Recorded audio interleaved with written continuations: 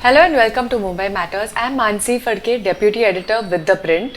A very happy new year to all our viewers to begin with. The new year might bring all sorts of challenges for our city, but at least it's beginning on a happy note. And why? Because an infrastructure project that was conceived more than 2 decades ago has finally taken shape and is going to be inaugurated on 12th of January this year.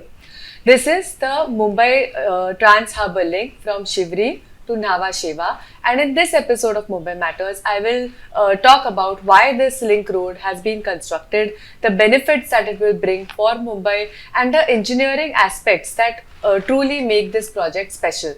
The Mumbai Trans Harbour Link, or the MTHL, is a 22-kilometer link road from Shivri, which is close to central and south Mumbai, the part of the island city, to Nhava Sheva, which is the mainland. The sea link has been built at a cost of rupees 17,143 crore.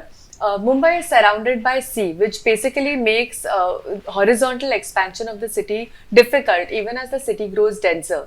So the only possible solution is to grow vertically, which the city has been, or by increasing connections to the mainland in order to give the city space to expand horizontally. The MTHL was conceived with this exact ideology more than 2 decades ago. So if it was conceived 2 decades ago, why are we only seeing it standing up now? Between 2005 and 2011, there were at least 3 attempts to bid out the project. However, all of them fell through for some or the other reason. Developers found this particular project to be very risky and very expensive. In 2016, the Maharashtra government secured funding to build the MTHL from the Japan International Cooperation Agency and awarded fresh contracts for the construction of MTHL in 2017. Construction eventually started in 2018. The COVID-19 induced lockdown then slowed down progress for a few years between 2020 and 2022, and hence we are seeing the MTHL in brick and stone standing in front of us only now in 2024. Now let's talk about the connectivity that MTHL will provide. It has 3 interchanges, one at Shivri, which is the beginning of the MTHL, the second one being at Shivaji Nagar near Urve in Navi Mumbai, where the MTHL meets Navi Mumbai, and the last one at Chidle, where the MTHL will end. The biggest immediate benefit of the MTHL, it will serve as the primary connector to the under construction Navi Mumbai International Airport, which is also likely to be completed in December this year. This is through the Shivaji Nagar interchange of the MTHL. This interchange will also provide connectivity to the Jawaharlal Nehru Port Trust and to some internal roads of Navi Mumbai. The Chidle interchange, which is where the MTHL will end, will provide connectivity to the Mumbai-Pune Expressway. Now coming to the interchange on the island city side, which is the Shivri interchange. The Shivri interchange will connect MTHL to the Eastern Freeway, which runs from Ghatkopar to South Mumbai as of now, and it will also be connected to an under construction elevated corridor between Shivri and Worli, which will in turn connect the Mumbai Coastal Road on one side and the Bandra-Worli Sea Link on the other side. So that, which means after exiting MTHL and coming to Shivri, one can take this elevated road to either directly go to South Mumbai or go to the western suburbs through the Bandra-Worli Sea Link. But all of this connectivity that the MTHL will provide comes at a cost. The Mumbai Metropolitan Region Development Authority, which is a state government agency implementing the MTHL project, has proposed a one-way toll of 500 rupees. It has gone by the same calculations that have been used to determine toll for the Bandra-Worli Sea Link. But the Maharashtra government is realistically likely to issue a toll that costs slightly lesser, considering it is also election year. There's a lot of criticism that these kind of projects like the MTHL, will eventually benefit only the elite car owners who will be able to afford this kind of a tall toll. The original concept behind the MTHL, however, was to have a road across the Mumbai harbour as well as a metro line running side by side for mass transit.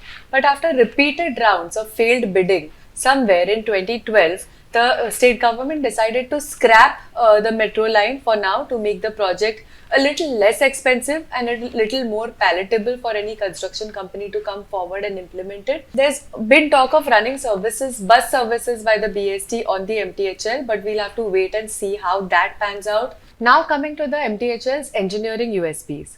For starters, the MTHL is the longest sea link to be built in the country, with about 16.5 odd kilometers of the entire 22 kilometers being on the sea. Secondly, there's a special technology that has been used to build the bridge on the sea, which is orthotropic steel decks, or OSDs, a technology that the MMRDA says has been used for the first time in India. So, what are these orthotropic steel decks? These are steel decks that enable spans that are up to 3 times longer than usual. This reduces the number of viaducts overall required to be launched for the project, and also is useful in places where you require a longer span as a navigational channel for large ships.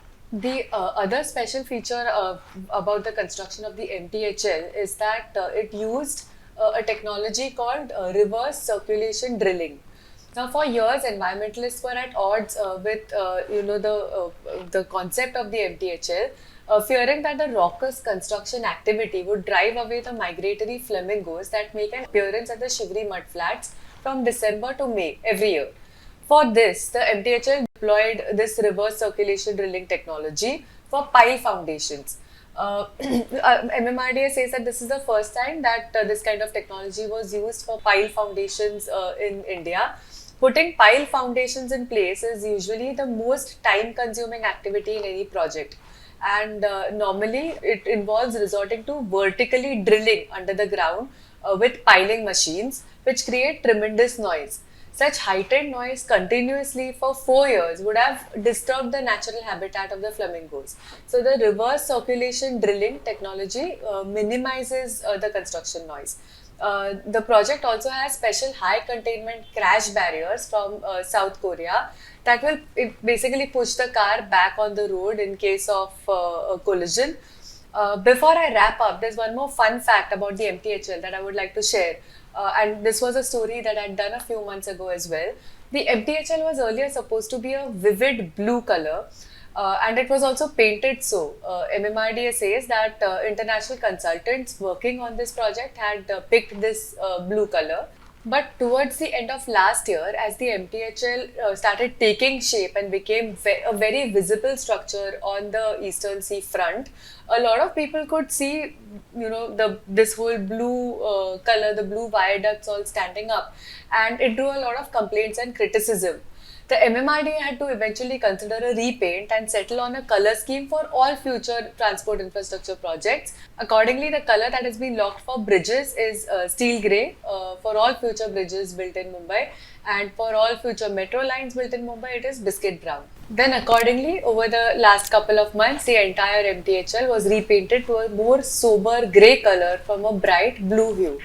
That's all I have for you for now. I am Manasi Phadke, Deputy Editor with ThePrint. We will be back with another episode soon. Thank you for watching Mumbai Matters.